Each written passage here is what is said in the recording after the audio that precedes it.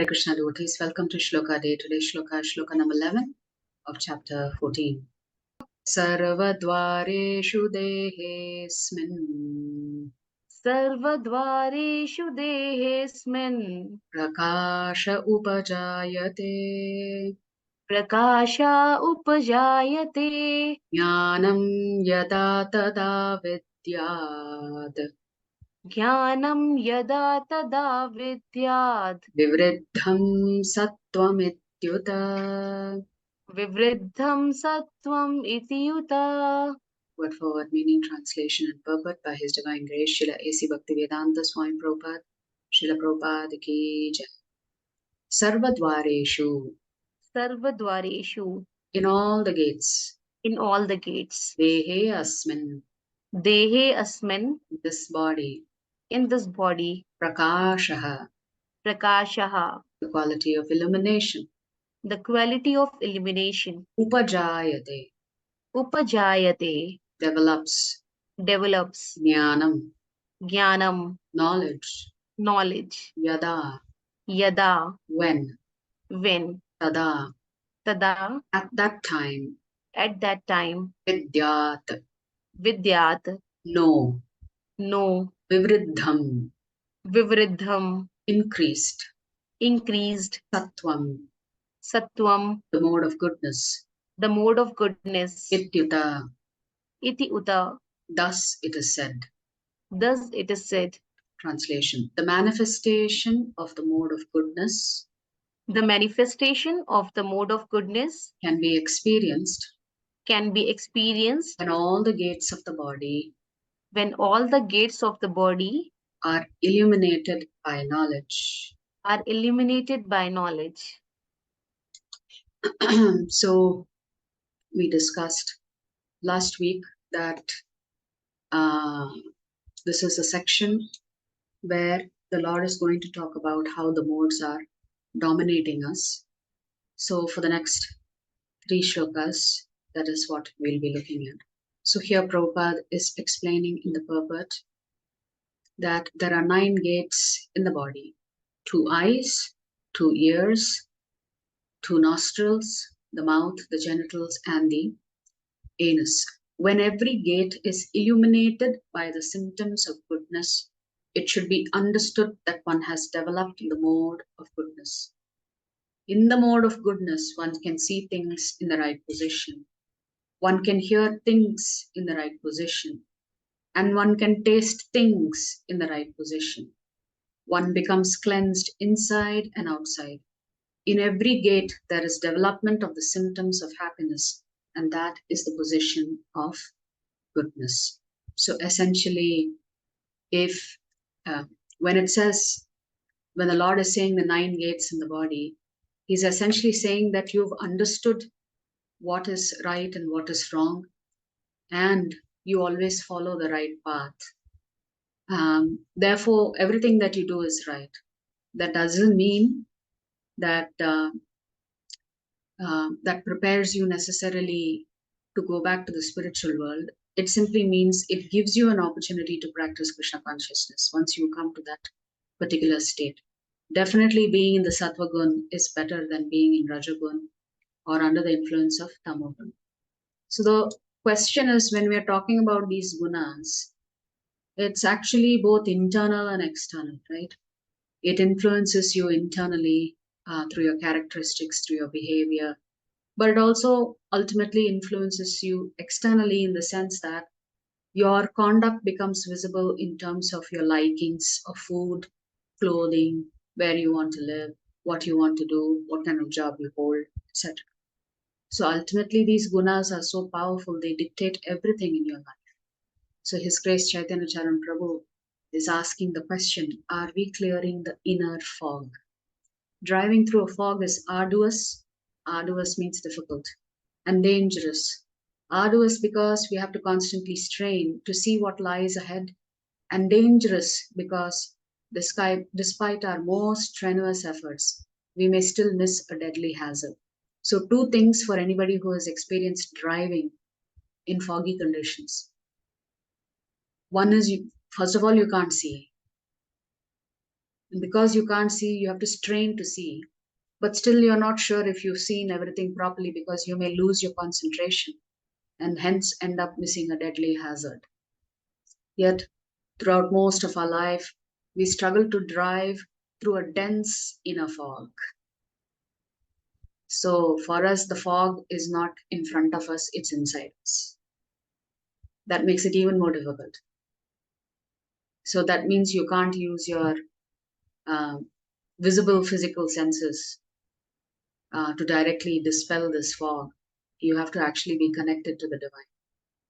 So, what is this inner fog? The fears, cravings, and indecisions that crowd and cloud our inner vision. We fear the countless things that may go wrong. We crave for the innumerable things we desire to do, possess, or enjoy.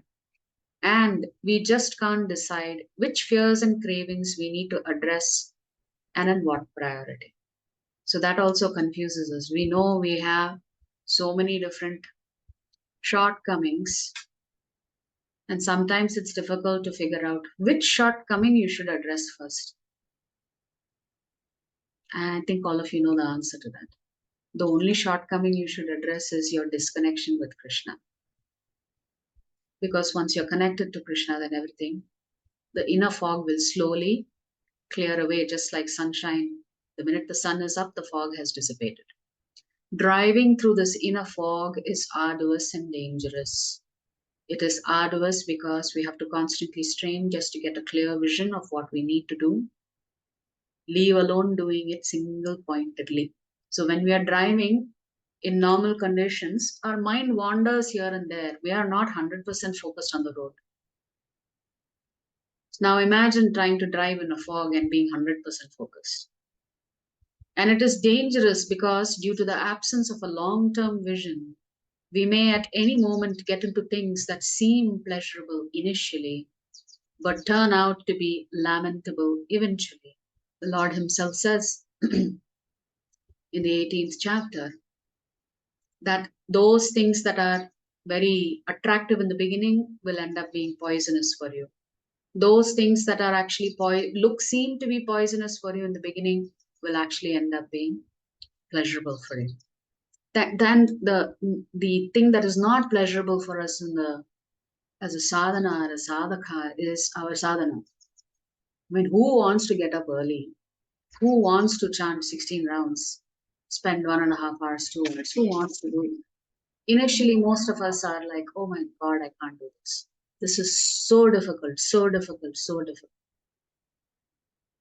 So it is not pleasurable when we are told initially, yeah, you have to chant 16 rounds. Because you're thinking one round itself takes 8 minutes, 7 minutes. You're asking me to chant 16 rounds. Don't you know I have so many other responsibilities? You're asking me to wake up early, but I don't go to bed till 10:30, 11 most days because I have children to put to bed, parents to take care of, husband to take care of. Whatever it is, we have so many reasons why we can't chant.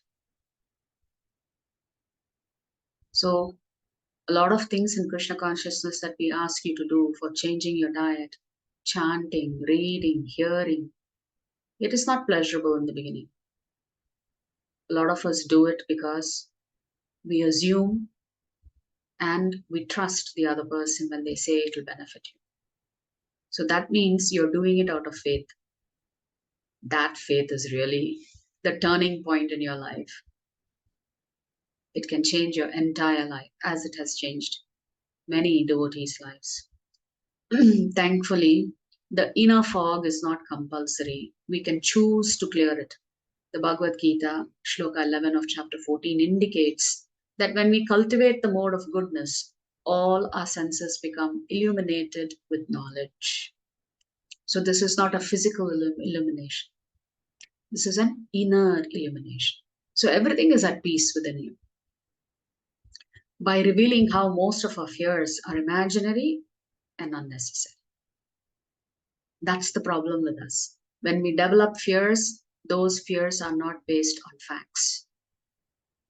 Most of the time, our fears are imagined. And as Prabhu is saying, unnecessary. So when you are illuminated, then it helps you focus on genuine concerns. By exposing how most of our cravings are trivial and insubstantial, it helps us concentrate on our authentic aspirations. So, anytime you are overcome with fear, despondence, take your mind back to Krishna. That's the only solution. By clarifying our concerns and aspirations, it gives us a solid framework for sound decision making. That means the clarity will only come the more and more you are connected to Krishna. How can we become internally illuminated? By daily and diligently investing time in devotional practices like scriptural study and prayerful meditation that elevate us to goodness and beyond to transcendence. There is no other easy formula. The formula is your sadhana. Sadhaka means sadhana. To achieve sadhya, Krishna prema. So the sadhaka has to perform sadhana to achieve the goal of Krishna prema sadhya.